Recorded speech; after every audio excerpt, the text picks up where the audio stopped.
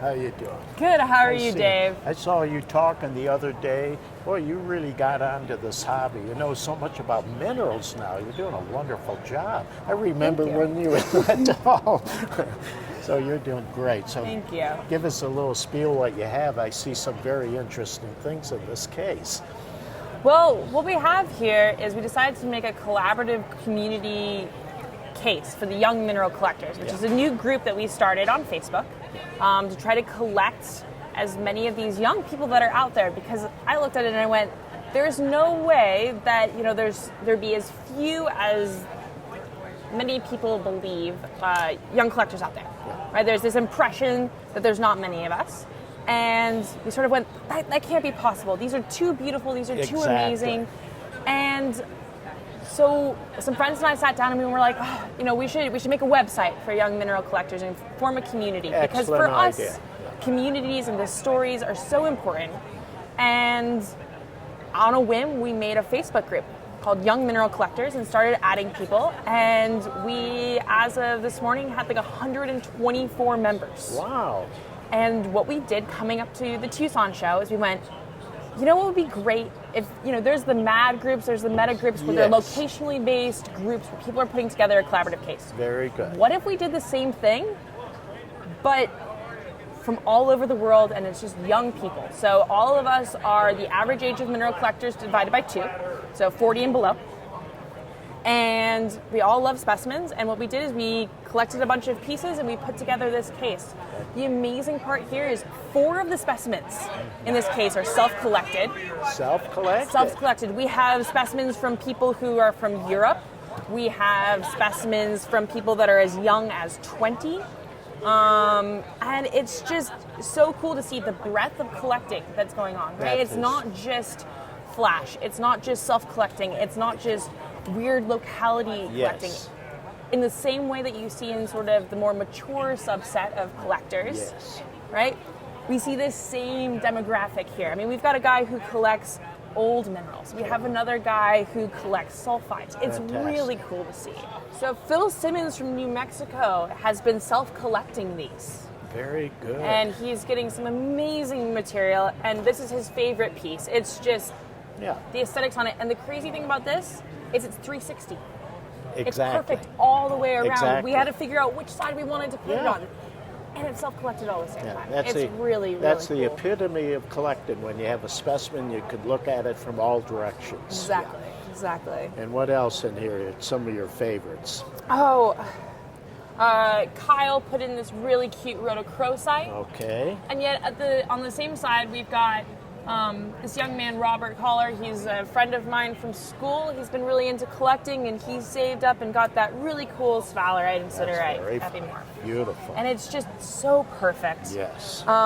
We've got another guy who mailed his piece in all the way from the East Coast. Okay. He sent this beautiful corundum over here. That's wonderful. Isolated crystals like that with matrix. You usually see these corundums just that color, but all massive put together. Here you have the matrix in between the crystals. It's very pretty.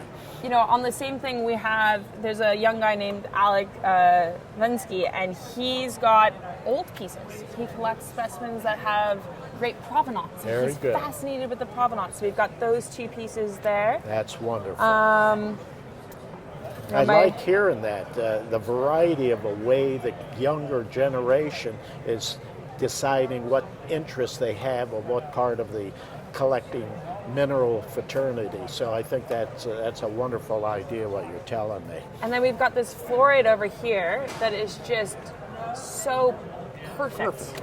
Absolutely perfect. Absolutely perfect. Yeah, beautiful color, purple and orange together. Yeah. I like this tipping of, is that iron oxide? What makes that yellow? So they actually don't know yet. They're trying to get the inclusions analyzed. So right now it's under the name Mango Quartz, and that's by a young guy named David Ziga, who's actually was a student of John Rackavance in Ohio, and that's how he, got further into the whole thing. And it's been really cool putting this all together. Very much so. We've even got, there's a young lady, Christina. She collects sulfide minerals. Oh, okay. And so that's her Carolite there. That's right. Beautiful piece. Very And fine. we've got the old historic, I think it's a 1909 Blake Barnett's topaz. That's Very in Mason fine. County, Texas. That's wonderful. Isn't that amazing? Oh yeah, with the that's a cutstone rare ring? crystal. Yeah, no, I think that Oh, thing is that's really, really fantastic. cool. I haven't heard that name in many years. You don't get them anymore. I did have one Yeah. from there in my collection. That's And fantastic. Let's see what else. We also had a guy that I met at Denver, actually. He's got one of these red uke-laces. That's very fine. And he's probably one of our most excited young members. I've He's never- just so excited about it. Yeah, this is actually how I met him. Is he asked me what this was, and I went, "This looks like uke-lace, except for it's red." Yeah. So that's really cool to see. I've never seen one. That has to be very rare. I think they just came out. Extraordinary. Yeah. And what is causing the red? Have you found out They're yet? trying to figure that out. I think there's some discussion as to what the cause is I on see. the red. Well, And that's then, a very rare thing. yeah. And I think Was it a kind of a larger find? I don't or- think it's a larger find. I think there's only a couple of pieces in it. You see that? Yeah. Okay. And then, did you guys see Leah Luton's the paintings with the specimens that go with it? Yeah. I think, Okay. Well, this is her piece here. Okay. And the thing that's amazing about that is it's a little, she not only paints, but she also collects. And so it was really cool to be able to include her as part of this That's case. good.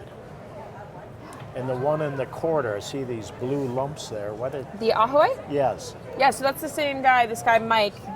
He's got that piece. It's an Ahoite. But Very good. What you can't quite see from this side is that the Ahoite is like a really thick layer Very underneath good. those inclusions in there. Beautiful. Well, I have to congratulate you folks, and I'm very pleased to hear the younger generation getting involved. That's extremely important for our overall hobby and business. Congratulations. Thank you, Take Dave. care. Thank you for taking the time. Thank you. Appreciate it.